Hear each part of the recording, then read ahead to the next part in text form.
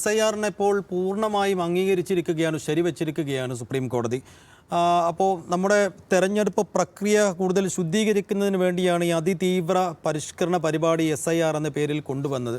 പക്ഷെ പലയിടങ്ങളിലായി അതിനെതിരെ വലിയ വിമർശനങ്ങൾ ഉയർന്നു, വലിയ സംശയങ്ങൾ ഉയർന്നു. ബംഗാളിലടക്കം തെരഞ്ഞെടുപ്പ് അട്ടിമറിക്കാൻ SIR-നെ കൂട്ടുപിടിച്ചു എന്നതടക്കമുള്ള വിമർശനങ്ങൾ ഉയർന്നതാണ്. പക്ഷേ അതെല്ലാം മാറ്റി നിർത്തിക്കൊണ്ട് അതിൽ ഒരു ഭരണഘടനാപരമായ പ്രശ്നങ്ങളുമില്ല എന്ന് കാട്ടിക്കൊണ്ട് പൂർണ്ണമായും ശരിവെക്കുകയാണ് സുപ്രീം കോടതി. സാർ എന്ത് സൈഫു, ഇതിന് 2002 ഇതിനു മുമ്പ് നമുക്കറിയുന്നത് പോലെ ഈ SIR പ്രക്രിയ നടന്നത്. അന്ന് നമ്മൾ ഓർക്കുന്നുണ്ട് എവിടെയെങ്കിലും ഇത്തരത്തിലുള്ള വലിയ വിവാദമോ പ്രശ്നങ്ങളോ കാര്യങ്ങളോ ഇതുമായിട്ട് ബന്ധപ്പെട്ടുണ്ടായതായിട്ട് എവിടെയും ഉണ്ടായിട്ടില്ല. അതൊരു നോർമൽ പ്രോസസ്സായിരുന്നു. ആ നോർമൽ പ്രോസസ്സ് അതിൻ്റെ വഴിക്ക് നടത്താൻ ഇപ്പോഴും തെരഞ്ഞെടുപ്പ് കമ്മീഷന് യാതൊരു തടസ്സവുമില്ല. അതവർക്ക് ഉള്ള അർഹതയാണ്. ആ അർഹതയാണ് സുപ്രീം കോടതി ഇന്ന് ഉയർത്തിപ്പിടിച്ചിട്ടുള്ളത് ഒരു വശം. പക്ഷേ ഇന്നിപ്പോൾ ഈ 2025-26 കാലഘട്ടത്തിൽ ഇതിങ്ങനെ നടപ്പാക്കുമ്പോൾ ഉണ്ടാകാവുന്ന ഇത്രയും വലിയ വിവാദങ്ങൾക്കും പ്രക്ഷോഭങ്ങൾക്കും ഒക്കെ കാരണം എന്താണ്? അന്ന് നടത്തിയ പോലെ നേരെ ചൊവ്വയല്ലാതെ നടക്കുന്നത് എന്നുള്ളതാണ് അതിൻ്റെ വാസ്തവം, അല്ലേ? എന്തൊക്കെ തരത്തിലുള്ള തിരിമറികൾ അതുമായി ബന്ധപ്പെട്ട് നടക്കുന്നുണ്ട് എന്ന കാര്യത്തിൽ അങ്ങേയറ്റത്തെ സംശയത്തിലാണ് ഇന്ത്യൻ ജനത. അത് പലയിടത്തും നടന്നു. ഇപ്പോൾ ബീഹാറിൽ നടന്നപ്പോഴോ അല്ലെങ്കിൽ കേരളത്തിൽ നടന്നപ്പോഴോ ഉള്ള രീതികളിൽ നിന്ന് വ്യത്യസ്തമായി ബംഗാളിൽ പലതും ചെയ്തു, അല്ലേ? ബംഗാളിൽ 95 ലക്ഷം പേരെ അതിൽ നിന്ന് പുറത്താക്കിയിട്ടുണ്ടെങ്കിൽ അതിൽ 60 ലക്ഷം പേർ സ്ഥലം മാറി പോയവരോ അല്ലെങ്കിൽ മരിച്ചവരോ ആയിട്ടുള്ള ആളുകൾ ഉണ്ട് എന്ന് വെച്ചോളൂ. ഉണ്ടായിരുന്നു. ആദ്യത്തെ ലിസ്റ്റ് പ്രകാരം അങ്ങനെയായിരുന്നു. ബാക്കി 30 ലക്ഷത്തോളം പേരുടെ കാര്യത്തിൽ അത് സംഭവിച്ചത് പല വിധത്തിലുള്ള തകരാറുകളിലൂടെയുള്ള അങ്ങനെയുള്ള പ്രൊസീജിയറിലൂടെയാണ്. ഈ ലോജിക്കൽ ഡിസ്ക്രിപ്പൻസി എന്ന് പറയുന്ന ഒരു അവിടെ മാത്രം പ്രയോഗിച്ച ഒരു മാനദണ്ഡത്തിലൂടെയാണ് അവിടെ നിന്ന് ഈ പറഞ്ഞ 27 ലക്ഷം പേരെ ഒഴിവാക്കിയത്. അപ്പോൾ അങ്ങനെ നമുക്ക് സങ്കല്പിക്കാൻ കഴിയുന്നതിലും വളരെ വളരെ അങ്ങേയറ്റത്തുള്ള പലതരത്തിലുള്ള നടപടികൾ ഇതുമായി ബന്ധപ്പെട്ട് തെരഞ്ഞെടുപ്പ് കമ്മീഷൻ അവിടെ നടത്തിയിട്ടുണ്ടോ എന്നുള്ള കാര്യത്തിൽ സംശയം. അവിടെയാണ് ഏറ്റവും കൂടുതൽ പ്രക്ഷോഭവും മറ്റും ഇതുമായിട്ട് ബന്ധപ്പെട്ട് ഉയർന്നു വന്നത്. അപ്പോൾ ബേസിക്കലി എന്താണ് കമ്മീഷൻ ഇതുകൊണ്ട് ഉദ്ദേശിച്ചത്? ഇത് ശുദ്ധീകരിക്കുക, അല്ലേ? അനർഹരായ വോട്ടർമാരുണ്ടെങ്കിൽ അവരെ ഡിലീറ്റ് ചെയ്യുക എന്നുള്ളതാണ്. ഈ അനർഹരായ വോട്ടർമാരെ ഡിലീറ്റ് ചെയ്യുന്നതിനോടൊപ്പം നടന്ന പലതരത്തിലുള്ള ക്രമക്കേടുകൾ നിറഞ്ഞ പ്രൊസീജിയേഴ്സാണ് ഇതിനെ വിവാദത്തിൽപ്പെടുത്തിയത്. അങ്ങനെ വരുമ്പോൾ ഇത് തുടക്കം മുതലേ ജുഡീഷ്യൽ പരിശോധനയ്ക്ക് വിധേയമാകുന്നത് ഒറ്റ കാരണം കൊണ്ടാണ്. അതായത് ഇത് നമ്മുടെ ജനപ്രാതിനിധ്യ നിയമത്തിന് അതുപോലെ തന്നെ നമ്മുടെ ഭരണഘടനയ്ക്കും നിരക്കുന്നതാണോ ഈ പറയുന്ന ഈ പ്രൊസീജിയർ? അങ്ങനെ ഈ ഒരു പ്രൊസീജിയർ ചെയ്യാൻ തിരഞ്ഞെടുപ്പ് കമ്മീഷന് അധികാരമുണ്ടോ തുടങ്ങിയ കാര്യങ്ങളിലാണ് ഈ ചർച്ചകൾ നടന്നതും അതുപോലെ തന്നെ നിയമപരമായ പരിശോധനയിലേക്ക് നീങ്ങിയതും. ഈ കാര്യങ്ങളിൽ നമുക്ക് വ്യക്തമാകുന്ന ഒരു കാര്യമുണ്ട്. ഇതിനുള്ള അധികാരം ആർക്കും ചോദ്യം ചെയ്യാൻ കഴിയില്ല. തെരഞ്ഞെടുപ്പ് കമ്മീഷന് വോട്ടർ പട്ടികയുടെ കാര്യത്തിലുള്ള അവരുടെ അധികാരത്തെ നമുക്ക് ചോദ്യം ചെയ്യാൻ കഴിയില്ല. പക്ഷേ അതേസമയം തന്നെ ഇതിനു മുമ്പ് ഇപ്പോൾ നമ്മുടെ ജനാധിപത്യമാണ് നമ്മുടെ അടിസ്ഥാന ഘടന. നമ്മുടെ ഭാരതത്തിൻ്റെ ഭരണഘടനയുടെ അടിസ്ഥാന ഘടന ജനാധിപത്യമാണ് എന്ന് തീരുമാനമെടുത്ത കേശവാനന്ദ ഭാരതി കേസിൽ ഉൾപ്പെടെ ഒരു വ്യക്തിയുടെ ആ വോട്ട് ചെയ്യാനുള്ള അവകാശത്തെ എൻഡോസ് ചെയ്ത ചരിത്രമാണ് നമ്മുടെ സുപ്രീം കോടതിക്കുള്ളത്. അത് പല വിധത്തിലുള്ള കേസുകളിലൂടെ അത് വന്നിട്ടുണ്ട്. ഓരോ വ്യക്തിയുടെയും അങ്ങനെ ആലോചിക്കുമ്പോൾ നമ്മൾ എന്താ കാണുന്നത്?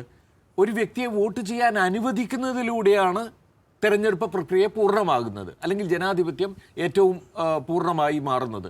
അല്ലാതെ ഒരാളെ ഒഴിവാക്കുന്നതിലൂടെ അല്ല എന്ന അടിസ്ഥാനപരമായ ഒരു ആശയം സുപ്രീം കോടതി മുന്നോട്ട് വെച്ചിട്ടുള്ളതാണ്. അപ്പോൾ ആ ആശയത്തിന് അനുകൂലമാണോ അല്ലെങ്കിൽ അതിനോട് ചേർന്ന് പോകുന്നതാണോ ഇന്നത്തെ കോടതി വിധി എന്ന് നമ്മൾ ആലോചിക്കണം. ഈ ഡിലീഷൻ നടത്തിയത് അത്രയും പൂർണ്ണമായും ശരിയായ രീതിയിലാണ് എന്ന് എന്തടിസ്ഥാനത്തിലാണ് സുപ്രീം കോടതി കണ്ടെത്തിയിരിക്കുന്നത്?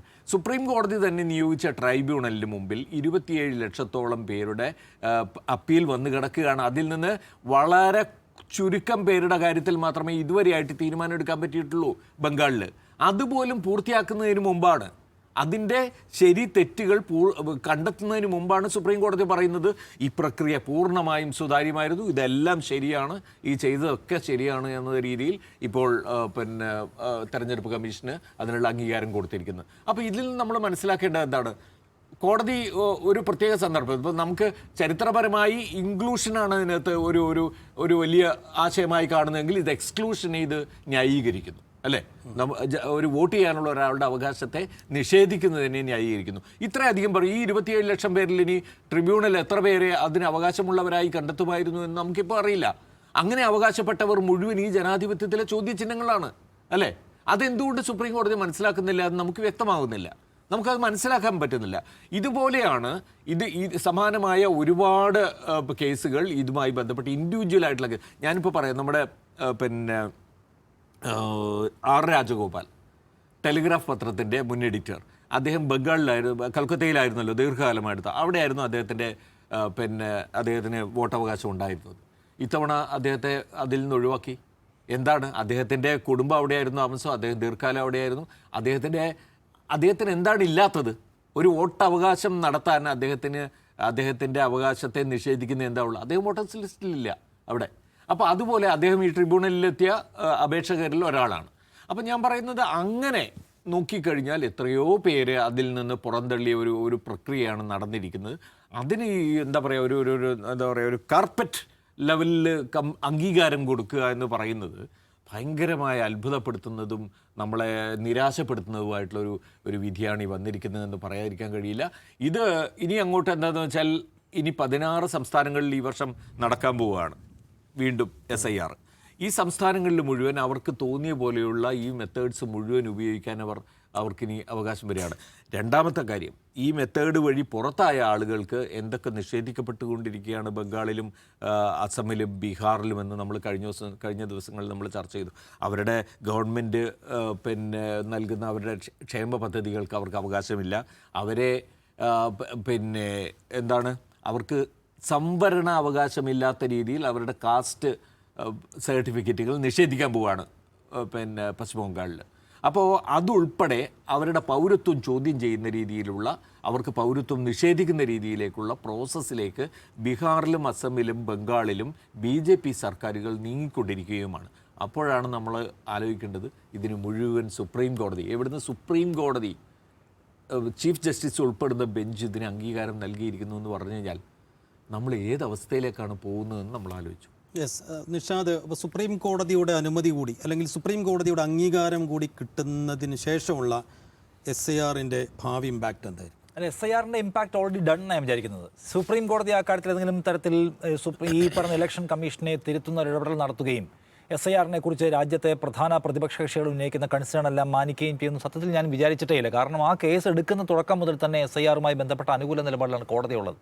അല്ലെങ്കിൽ എന്താ, ഉന്നയിക്കപ്പെടുന്ന പരാതി വളരെ സീരിയസ് ആയിട്ടുള്ള കൺസേൺ ഉന്നയിക്കപ്പെടുന്നു.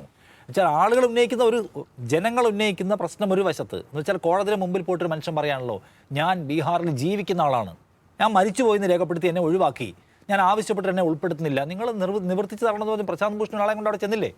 അത് കോടതി കണ്ടിട്ട് നടക്കട്ടെ, SIR നടപടിക്രമങ്ങൾ, ഇലക്ഷൻ നടക്കട്ടെ, പിന്നെ നോക്കാമെന്ന് തീരുമാനിച്ചാൽ പിന്നെ കോടതി എവിടെ നോക്കാനാണ്?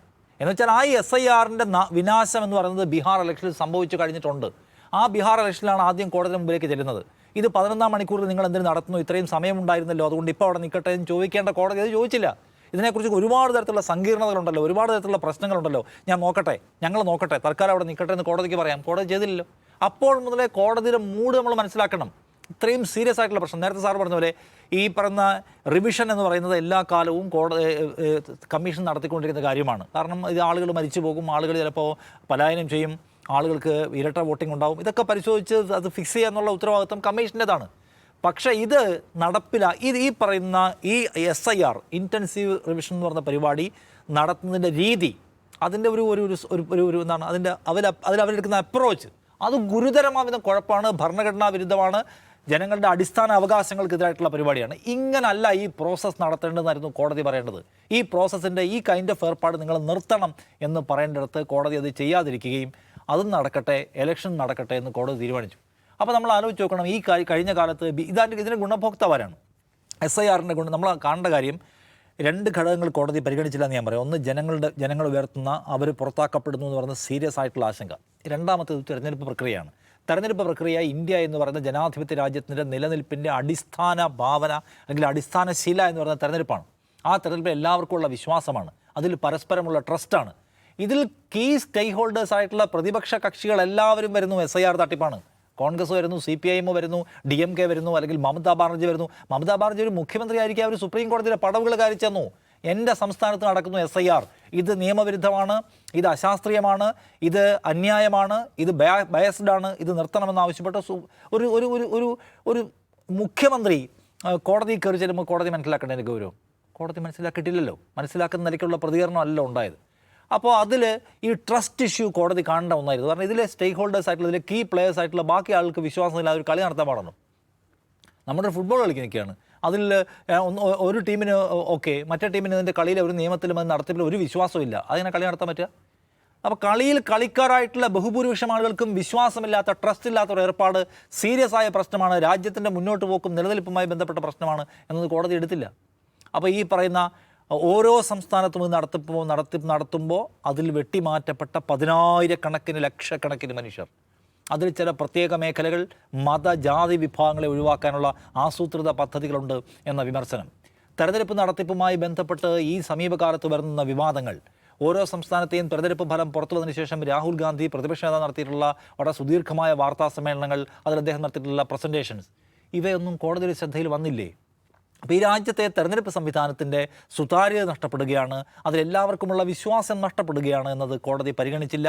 എന്ന് മാത്രമല്ല, ആളുകളെ, ലക്ഷക്കണക്കിന് ആൾക്കാരെ വെട്ടിമാറ്റുക, അവർക്കെല്ലാവർക്കും തിരിച്ചു കയറാനുള്ള സാധ്യത ഇല്ലാതാക്കുക, ട്രിബ്യൂണലിൽ പോയാൽ നിങ്ങളെ തിരിച്ചുൾപ്പെടുത്തും, ഇലക്ഷൻ തൊട്ട് മുമ്പ് ട്രിബ്യൂണലിൽ അടച്ചു പോവുക, പിന്നെ ആളുകൾക്ക് പോയിട്ട് അപ്രോച്ച് ചെയ്യാൻ കഴിയാത്ത നില വരിക, തെരഞ്ഞെടുപ്പ് കഴിയുക, BJP ജയിക്കുക.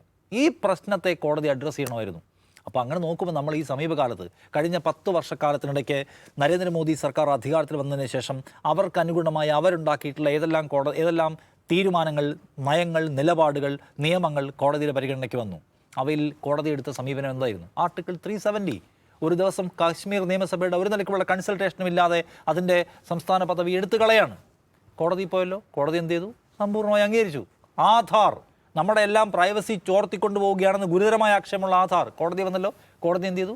അംഗീകരിച്ചു. ഡീമോണിറ്റൈസേഷൻ ഈ രാജ്യത്തിൻ്റെ സാമ്പത്തികമായ സുസ്ഥിരതയെ തകർത്തെറിഞ്ഞ ഒരു പരിപാടിയായിരുന്നു. ഗുരുതരമായ അഴിമതി അതിനകത്തുണ്ടെന്നുള്ള ആരോപണം ഇപ്പോഴും ഉണ്ട്. എന്താ സംഭവിച്ചത്? സുപ്രീം കോടതി അത് പരിഗണിച്ച് അത് ശരിവെക്കുകയാണ് ചെയ്തത്. മുത്തലാഖ് നിയമം, ഒരു പ്രത്യേക മതവിഭാഗത്തിൽ മാത്രം ഡിവോഴ്സുമായി ബന്ധപ്പെട്ട ആളുകൾക്കെതിരെ ക്രിമിനൽ കേസ് എടുത്ത് ജയിലിലിടുക എന്ന് പറയുന്ന, എന്താണ് ഈ പല മതവിഭാഗങ്ങൾക്ക് പല നിയമം എന്ന് പറയുന്ന സംഗതി കൊണ്ടുവരുന്ന ഒരു നിയമം, അതിനെതിരെ വിമർശനം ഉയർന്നു വന്നു.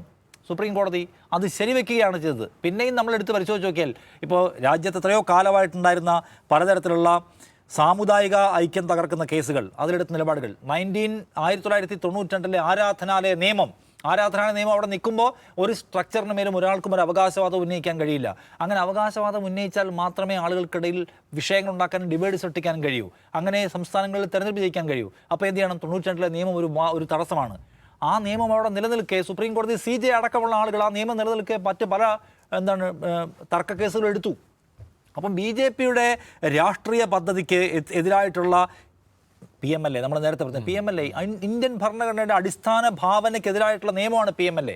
ആ PMLA ഒരു കുഴപ്പമില്ല, ഇത് വേണ്ടതാണ്, അഴിമതിക്കെതിരെ എന്ന് പറഞ്ഞ് കോടതി ഒപ്പുവെച്ച് കൊടുത്തില്ലേ? അങ്ങനെ നമ്മൾ പരിശോധിച്ചാൽ നിരവധിയായിട്ടുള്ള കേസുകൾ, റഫേൽ ഡീലിൻ്റെ കാര്യത്തിൽ, ലേബർ കോഡുകളുടെ കാര്യത്തിൽ, ഇതിലെല്ലാം കോടതി സ്വീകരിച്ച സമീപനം ഇന്ത്യയിലെ വലതുപക്ഷ ഹിന്ദുത്വത്തിന് സന്തോഷിക്കാൻ കഴിയുന്നതാണ് എന്ന നിരാശ അവിടെ നിൽക്കുകയാണ്. അവിടെയാണ് സ്വരാജ് പറഞ്ഞ വാചകം വീണ്ടും പ്രസക്തമാകുന്നത്. അതുകൊണ്ട് ഞാനൊരിക്കലും പ്രതീക്ഷയില്ല, തുടക്കം മുതൽ തന്നെ കോടതിയുടെ സമീപനത്തിൽ ആ പ്രശ്നം ഉണ്ടായിരുന്നു. അതല്ല, ആർട്ടിക്കിൾ 324 എന്ന് പറയുന്നത് ഭയങ്കര സംഗതിയാണ്. സുപ്രീം കോടതി, അതായത് നമ്മുടെ തെരഞ്ഞെടുപ്പ് കമ്മീഷൻ ഒരു ഭയങ്കര വിശാലമായ സ്ഥാപനമാണ്, അതിന് പരമാധികാരമുണ്ട്. അങ്ങനെ പരിധി കവിഞ്ഞ ഒരു പരമാധികാരം അതിന് വകവെച്ച് കൊടുക്കേണ്ടതില്ല.